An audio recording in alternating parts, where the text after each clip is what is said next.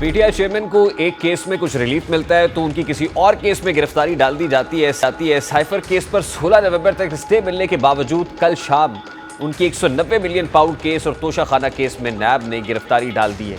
ये गिरफ्तारी इसलिए भी इंपॉर्टेंट है कि नैब तरामीम कलअदम होने के बाद अब नैब चेयरमैन तहरीक इंसाफ को 90 दिन तक हिरासत में रखने का मजाज हो चुका है, जिससे एक बात तो तय है कि चेयरमैन तहरीक इंसाफ किसी भी सूरत इलेक्शन से कबल बाहर आते दिखाई नहीं देते। वफाकी हुकूमत की जानिब से नैब को जेल में ट्रायल करने की इजाज़त भी दे दी गई है, जिसका नोटिफिकेशन भी जारी कर दिया गया।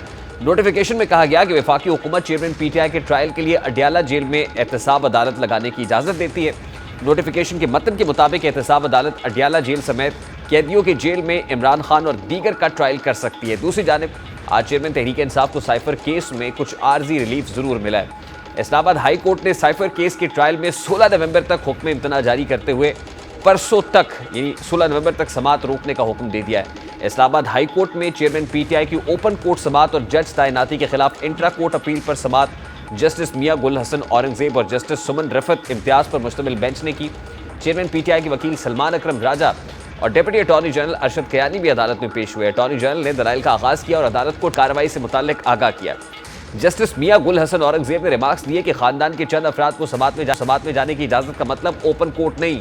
जिस तरह से साइफर केस में फर्द जुर्म आयद की गई, इसे भी ओपन कोर्ट की कार्रवाई नहीं कह सकते। अटॉर्नी जनरल ने कहा कि वफाकी काबीना ने साइफर केस की जेल ट्रायल की मंजूरी दी। वफाकी काबीना की जेल ट्रायल मंजूरी का नोटिफिकेशन अदालत के सामने पेश कर देंगे।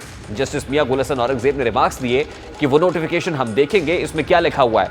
तमाम ट्रायल्स ओपन कोर्ट में होंगे, इस तरह तो ये ट्रायल गैर मामूली ट्रायल होगा। हम जानना चाहते हैं कि ऐसा क्या गैर मामूली है कि ये ट्रायल इस तरह चलाया जा रहा है। आपने हमें बताना है कि दरअसल हुआ क्या है। अटॉर्नी जनरल ने कहा कि मैं तमाम मुतल्लिका इदारों से रिकॉर्ड लेकर अदालत के सामने रख दूंगा।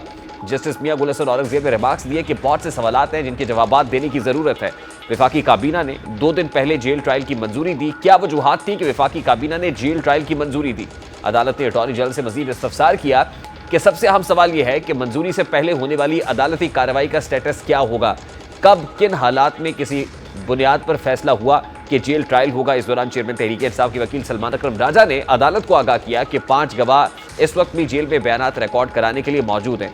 जस्टिस मियां गुल हसन औरंगजेब ने रिमार्क्स दिए कि बाद नज़र में तीनों नोटिस हाई कोर्ट के मुतल्लिका रूल्स की मुताबिक नहीं है। उन्होंने कहा कि अटॉर्नी जनरल साहब, शायद मैं ज्यादा बोल रहा हूं, एक जज को ज्यादा बात नहीं करनी चाहिए।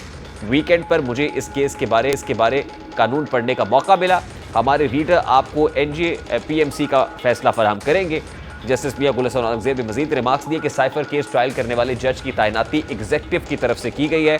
हमारे चीफ जस्टिस से मुशावरत की गई, लेकिन तैनाती एग्जीक्यूटिव की है। अब जो ट्रायल जेल में हो रहा है वो इस तरह से नहीं होना चाहिए। जिसके बाद इस्लामाबाद हाई कोर्ट ने साइफर केस के ट्रायल में 16 नवंबर तक हुक्म इम्तना जारी करते हुए अटॉर्नी जनरल से जवाब तलब कर लिया है और परसों तक ये समात रोकने का हुक्म भी दे दिया है। एक तरफ ये समात रोकने का हुक्म दिया है, जेल ट्रायल पर बहुत साथ उठाए गए हैं, तो आज ही वफाकी हुकूमत ने 190 मिलियन पाउंड केस और अलकादिर ट्रस्ट केस के अंदर भी चेयरमैन पीटीआई के जेल ट्रायल का नोटिफिकेशन भी जारी कर दिया है। इस सारे मामले पर बात करेंगे। इस वक्त सीनियर सहाफ़ी तजज़ियाकार साकिब बशीर साहब ने भी ज्वाइन किया है।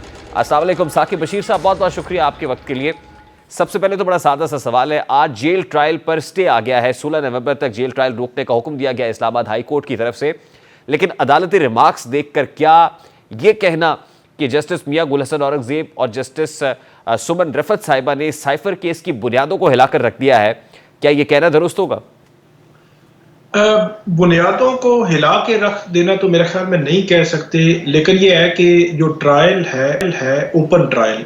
चेयरमैन पीटीआई की 2 दरखास्तें हैं। एक तो उनकी ये दरखास्त है कि केस का ट्रायल ओपन किया जाए, और दूसरी उनकी दरखास्त ये है कि जो जज है उनकी तैनाती दुरुस्त नहीं हुई।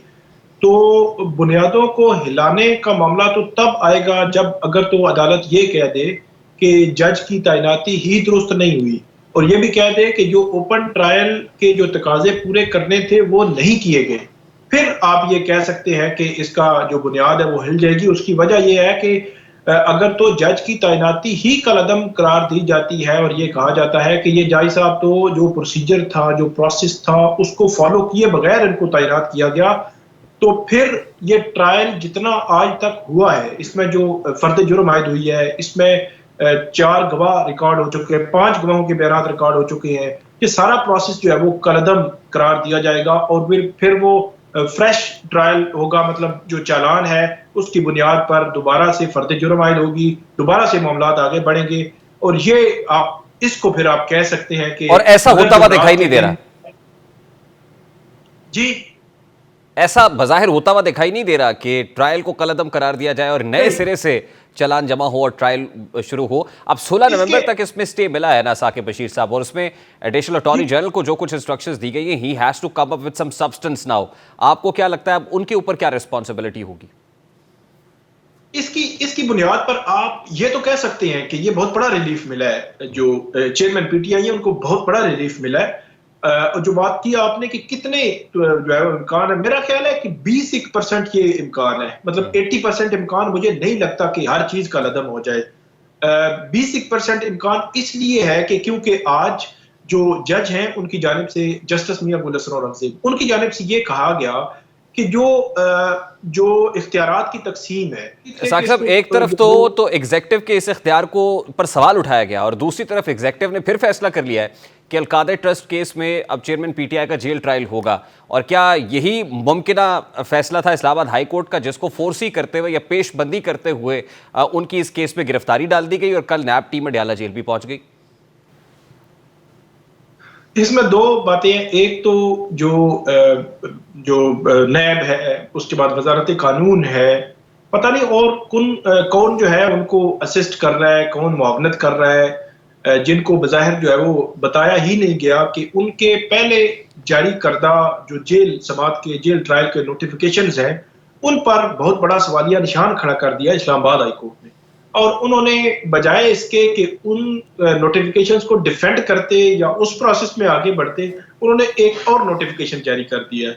ये उसी तरह ही है कि जो शहरयार अफरीदी हैं उनके खिलाफ जो एमपीओ ऑर्डर जारी हो रहे थे, तो इस्लामाबाद हाई कोर्ट ने शहरयार अफरीदी के खिलाफ एमपीओ ऑर्डर जारी करने से रोका। तो डीसी साहब को कंटेम्प्ट नोटिस भी इशू किया, उन्होंने रुकने की बजाय उसके बाद चौधरी परवेज इलाही का एमपीओ ऑर्डर जारी कर दिया। ये उसी तरह ही है कि हाई कोर्ट एक मामले को रोक रही है और साथ ही वो उसी तरह का जो है वो कर रहे हैं। और ये बड़ी अजीब सी सूरत तो क्या ये जो जेल ट्रायल की नोटिफिकेशन मंजूरी आज हुई है सर, ये भी कलअदम हो जाएगी आपकी नजर में? बिल्कुल, ये नोटिफिकेशन चैलेंज हो जाएगा और ये नोटिफिकेशन इसी तरह चैलेंज होगा और इसी तरह ये आगे बढ़ेगा। इसको डिफेंड करना मुश्किल होगा। और खासतौर पर जो इस्लामाबाद हाई कोर्ट ने कहा है कि आप पूरा रिकॉर्ड लेके आए। रिकॉर्ड से मतलब ये है कि आप जेल ट्रायल क्यों कर रहे हैं, उसके पीछे पूरी रीजनिंग होगी, वजूहात होगी और गैर मामूली वजूहात आपको देनी पड़ेगी। अभी तक का जो रिकॉर्ड मैंने देखा है, उस रिकॉर्ड में सिर्फ एक स्पेशल ब्रांच की रिपोर्ट है, जिस रिपोर्ट में यह कहा गया कि वहां पे जब जुडिशियल कॉम्प्लेक्स में इमरान खान जो है उनके वकील आएंगे तो वो इकट्ठे हो जाएंगे, वहां मजमा बन जाएगा और ये एक सिक्योरिटी रिस्क है। तो आपको क्या लग रहा है, मतलब एक और दरिया का सामना था मुनीर मुझको, मैं एक दरिया के पार उतरा तो मैंने देखा चेयरमैन पीटीआई के साथ भी कुछ ऐसा ही होता हुआ नजर आ रहा है? जी जी, बिल्कुल इसी तरह ही है, बिल्कुल इसी तरह ही है। हर एक्ट की एक सॉलिड जो आपको रीजनिंग देनी होती है, वजूहात देनी होती है, और वजूहात अभी तक जो है वो नहीं। अटॉर्नी जनरल जो है वो स्पेशल इस केस में आए हैं, अटॉर्नी जनरल को बुलाया गया नहीं था, अटॉर्नी जनरल स्पेशल आए हैं। और अटॉर्नी जनरल अगर डिफेंड कर रहे हैं तो इट मीन कि फेडरल गवर्नमेंट फुल फ्लेज जो है वो अपने खिलाड़ी उन्होंने उतारे हुए हैं मैदान में, वो डिफेंड करें। और आज जब स्टे हुआ तो उन्होंने बहुत कोशिश की कि स्टे रोक दिया जाए, लेकिन नहीं रोका गया। इसका मतलब यह है कि जुमरात को कोई बड़ी खबर भी आ सकती है इस्लामाबाद।